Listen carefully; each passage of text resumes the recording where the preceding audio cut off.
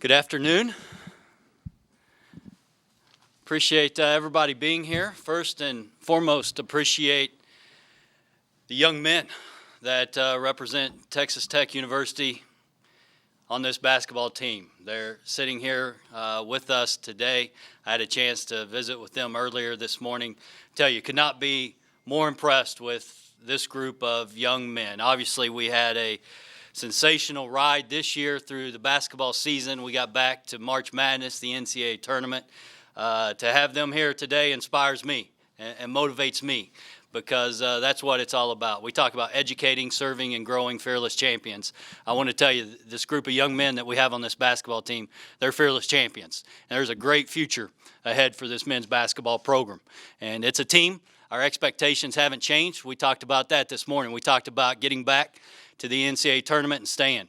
And I know that's going to happen because of the young men that are on this team. I want to also thank Dr. Opperman. President Opperman is here. He's been there this whole time to offer support, leadership, and President Opperman, thank you for being there and being here today. I want to thank Tubby and Donna Smith, great people. One of the best I've ever worked with. He will be missed. Tubby is a great man. Tubby and Donna were significant members of this community and were attached in so many ways to this community, and they will be missed.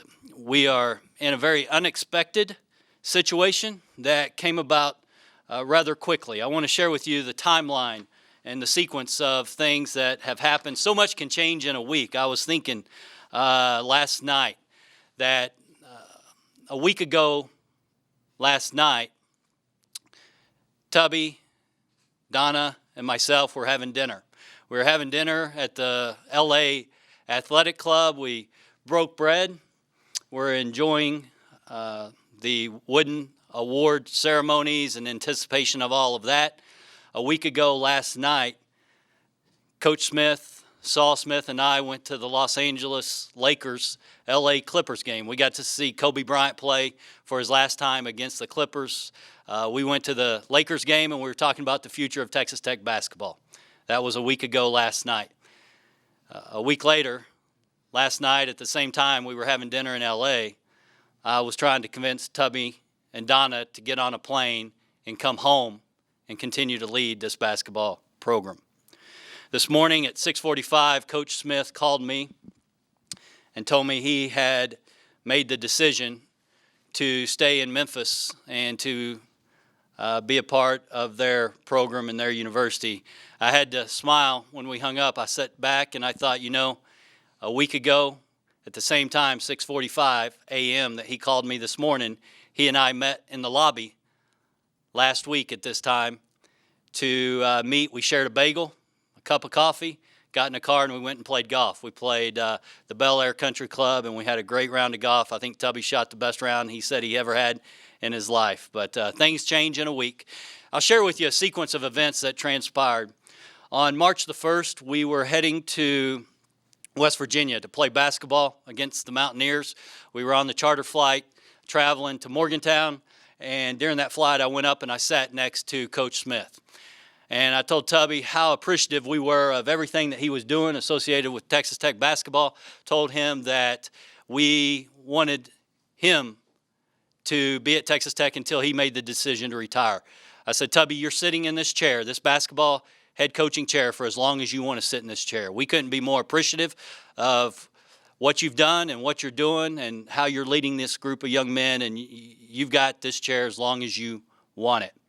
He said, Kirby, I appreciate that, and when the season's over, let's sit down, just me and you, at a table, and let's talk about the future. But Donna and I are very happy where we are, and we want to stay here for a long time.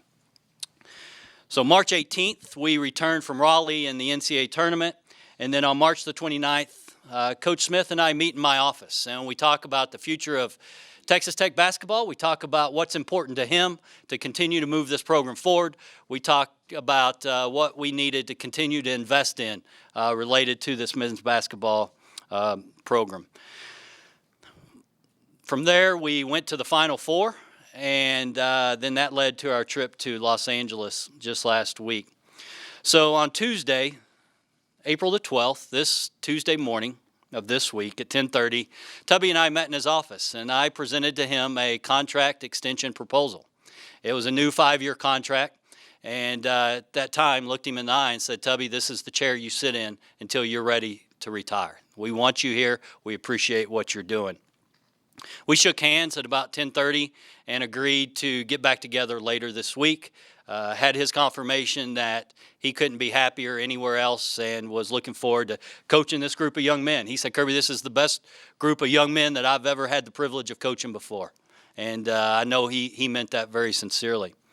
At 3:30 on Tuesday afternoon, I received a courtesy phone call from the athletics director at Memphis saying they had identified Tubby as somebody they wanted to talk to and intended to reach out to him about their opportunity. At 5:30 on Tuesday afternoon, I get back to my office and I sit down and I called Tubby on his cell phone and said, are you at the arena? I want to come by and just follow up from our visit this morning, and can I come by the arena and visit with you? At that point in time, he said, Kirby, I'm not at the arena. I'm actually, Donna and I are in our car, and we're driving to Amarillo to meet with the folks from Memphis. I said, Tubby, what's it going to take for you to turn around and not meet with Memphis? He said, they are very convincing, and it's just something that I need to go listen to. So he and I hung up the phone, and we had an 8:30 meeting scheduled on Wednesday morning, an 8:30 meeting on campus to meet with a few donors, to meet with the system staff about a new basketball practice facility at Texas Tech University. That was on Wednesday morning at 8:30. Coach doesn't show up to the 8:30 meeting. I tried to call to see when he was going to arrive, and he had gone silent on me.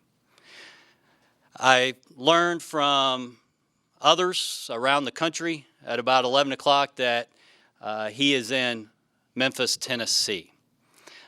I had assumed that he was going to drive back that night, would be at the 8:30 meeting to talk about the basketball practice facility, but he was not there. He and I finally spoke yesterday at about noon. We had subsequent conversations throughout the day at 4 o'clock. I thought Tubby was ready to get on an airplane and come home and continue to lead this basketball program. At 5 o'clock, we spoke again, and all indications were that that was not the case, and he was going to stay in Memphis. I said, Tubby, you sound uncertain. Please don't make a rush decision. Please don't make a rush decision. You owe us no timeline. I will wait for you as long as I have to wait for you to continue to lead this program forward. We had discussed and presented to him early that afternoon even enhanced contractual terms for him to continue to lead this program. We had terms in front of him that on average over a 5-year term would have, based on this year's figures, he would have been the third highest paid coach in the Big 12 Conference. Tubby, when we hung up, had told me that he would indeed not make a rush decision, that they would get on a plane, he and Donna, and they would come home and sleep on it, and we would talk this morning. He, in fact, called me this morning at 6:45, but was not in Lubbock, Texas, had stayed in Memphis last night, and told me that he had intended to take their job. At that point in time, we reached out. I met this morning with the basketball staff, the assistant coaches. We talked through the current situation, and then at 10 o'clock this morning had the opportunity to visit with our basketball team. I'll share with y'all again, we've got a great future. We have got a great future as a basketball program. This is a great university. This is a great group of young men, and there are great things ahead for this basketball team because of the young men on this team, because of the young men that are here this morning. We've got a great future ahead of us because of our community, because of our fan base. When you think back to our run through the Big 12 this year and the crowds that we were putting in the United Supermarkets arena, it was electrifying. This place was electric. The energy that was in this arena was tremendous. We've got the best fans, the best support in this country, and I know that this community is going to continue to rally around these young men and continue on this journey for us to get back to the NCAA tournament and stay longer. We've got a great future because our continued investment into our basketball facilities. We've made great investment in the last 3 years into our basketball facilities. We've just recently redone our team facilities, our team locker rooms, our sports medicine center, our coaches' offices. We are about to begin enhancements on the current basketball practice facility, as well as the lobby space upstairs in the United Supermarkets Arena. Before next basketball season, we're going to enhance the lobby space. We're going to build a studio in the lobby. Think of a ESPN studio, a Fox Sports studio. We're going to have one that we're going to operate up in the lobby of the United Supermarkets Arena. It's going to be first class.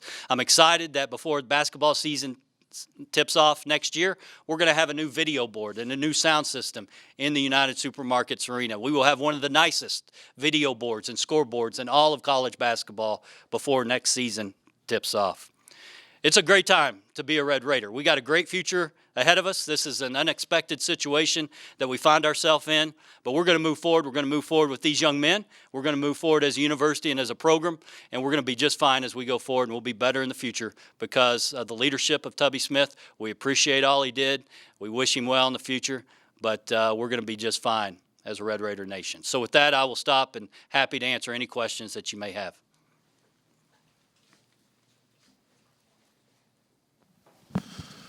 Kirby, can you just talk about what you're looking for in the next head coach to lead, obviously, a very good young core that's coming back next year?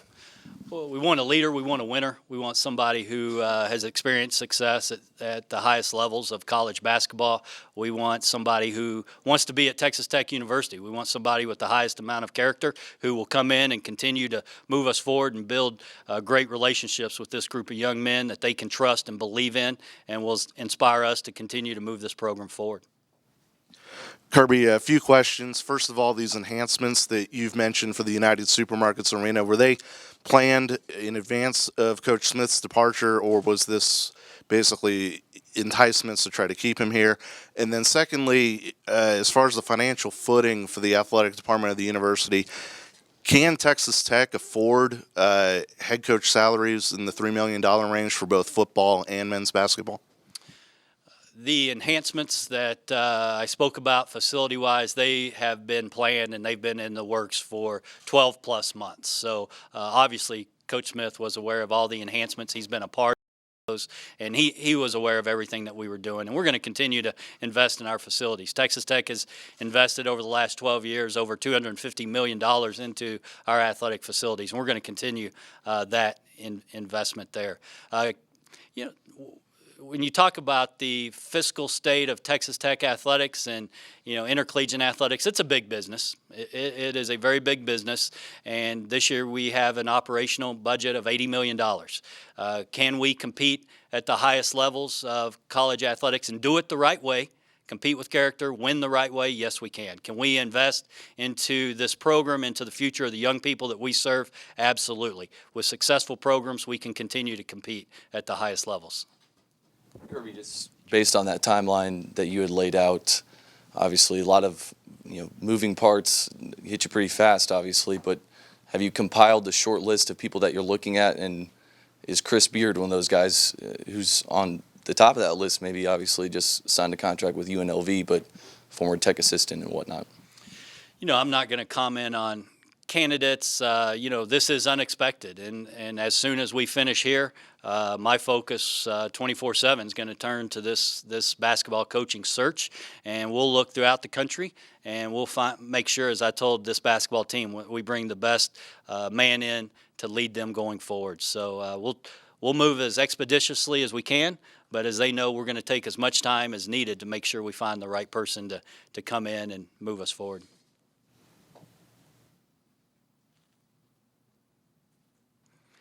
Thank you very much.